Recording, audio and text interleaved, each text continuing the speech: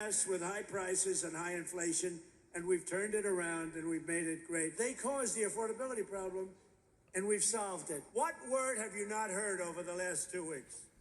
Affordability. Because I've won. I've won affordability. I've won affordability, which makes Jeannie Shanzano smile ear to ear, because they're making the ads right now. Jeannie is, of course, one side of our great panel, Bloomberg Politics contributor, Democratic strategist, and democracy visiting fellow at Harvard Kennedy School's Ash Center. She's joined today by Republican strategist John Seaton, the founder CEO of Echo Canyon Consulting. Great to see you both. Bet you didn't know what you were signing up for today. Jeannie, start me off on this one.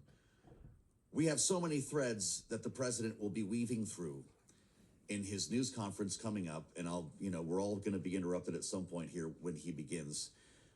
Jeannie, he won affordability. Did the Supreme Court just help Republicans maintain the majority? Well, we don't know yet, but there's certainly got to be some members of Congress on the Republican side who are quietly, very quietly happy about this ruling because, of course, they know what Donald Trump refused to acknowledge yesterday in the speech, which is that the American public does not feel like he has won the affordability war. I mean, we talk frequently about this K-shaped economy where people at the top, the kind of people who go to Mar-a-Lago, who the president hangs out with, they're swimming along, but it's the people at the bottom, the people who helped get Republicans in office, who are telling pollsters in really high numbers that the economy is an enormous concern, affordability, inflation, the cost of living, prices at the groceries, at the pubs, you go on and on. So that is, you do see Republicans maybe quietly happy about this. And I love Terry talking about the fact that we're going to have reconciliation, because what does that mean? Or we may have reconciliation. That means those Republicans who just want to go home, Joe, and run for office and say, didn't increase these tariffs and these taxes. We hear you. Now we're going to be battling with the Speaker of the House and potentially the President on fixing IEPA, or at least changing the language to allow the president to do something that middle-class families have suffered from. So all in all, not a good day for the president. That's why he's using choice language, and not a good day for Republicans, at least out loud. I saw something about that choice language. The front of the Drudge Report is wild at the moment. So, all right, John, how do we get to this? This is huge for the midterms. Did you break into a sweat when you heard this because it was good or bad news? And I guess there's a chance that this IEPA fix could happen in reconciliation, but does the president have the votes? I'm not sure about that. And as you've noted, there has been, I wouldn't say a full jailbreak, but when you have such a narrow majority, when you have resignations, when you have the House Republican Conference really only having 1 or 2 votes to spare on any given issue, assuming the Democrats continue to vote in lockstep, the margin for error is very, very small. So I am skeptical that Speaker Johnson will be able to get the votes to force this fix through a reconciliation bill. Time will tell, but I have to tell you, to your point, I think that there's a lot of Republicans in swing districts who are already starting to see signs of economic confidence getting a little bit higher, who I think are not going to be terribly sad that the tariffs are very well likely to go by the wayside. Really interesting. What do you think the president's going to say here in a couple of minutes, Jeannie? We don't have a 2-minute warning yet, but at some point he's going to emerge. We understand he's very upset. I guess you could assume that based on the ruling today. But does he actually call on Congress to draft a reconciliation plan to fix IEPA? I think strategically, if I was to advise him, I would say absolutely not. I mean, John just mentioned it. These margins are so tight. Congress doing anything. Heck, Joe, these people cannot even pass a budget on time. Are they really going to do this during an election year with margins this tight on something this wildly unpopular in swing districts? I don't think it makes sense politically. He may ask for it. He does have, and you were just listing those earlier, these 5 avenues by which to do this. The problem for the president, and I'm so curious about how he comes out, he's certainly angry, is there is nothing, probably even nothing even beyond his children, that he is more committed to during his life for the last 50 years than tariffs. 28 times in Georgia yesterday, he said the word tariffs. He loves tariffs. It is a tool for him economically. It is a foreign policy tool. It is a carrot. It is a stick. He holds them and lords them over people's heads.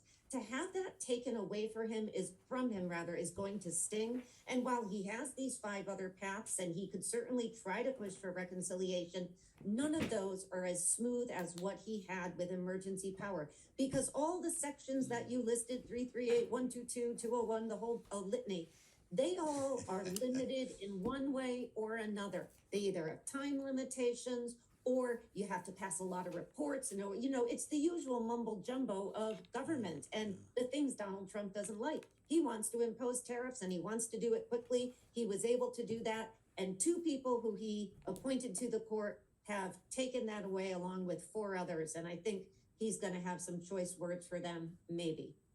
Boy, yeah, Tuesday's going to be something else, John Seaton. I don't know what you're expecting from the State of the Union, but is there a world in which the White House might want to slow roll this after talking with John Thune and Mike Johnson to say, yeah, we'll get you this fixed, but it sure would be great to time it after November. If we're voting on this in the House of Representatives before voters weigh in on the midterms, it's going to obviously make things a little more complicated. Could this end up being good news, this ruling for Republicans, if the timing helps candidates on the midterm trail?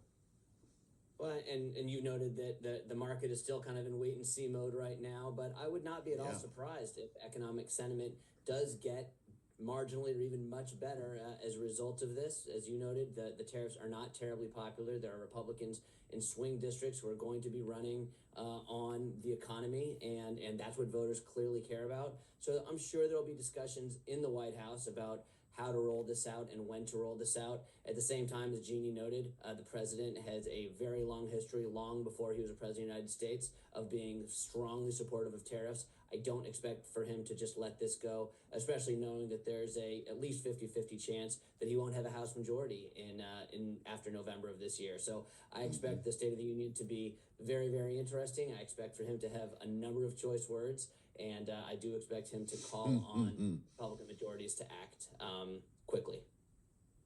We just got a statement from Taxpayers for Common Sense. Jeannie, this is the other side of the coin. Taxpayers now need Congress to use this ruling as a prompt to reassert its constitutionally mandated power to raise revenue. Our country is $38 trillion in debt. With an annual budget deficit around $2 trillion projected to rise, our country is on an unsustainable fiscal path. That would be the opposite approach here, Jeannie. And of course, this is a pretty good mantra for Democrats on the midterm trail. What about congressional authority? Is this the opportunity that members of Congress have been waiting for? I think many, particularly on the Democratic side, some Republicans, more traditional Republicans, and, Mike Pence's statement, I think, is a good reminder of where the party used to be. But I do think it is important to remember what the majority said in this decision, which is that separation of powers was put in for a reason.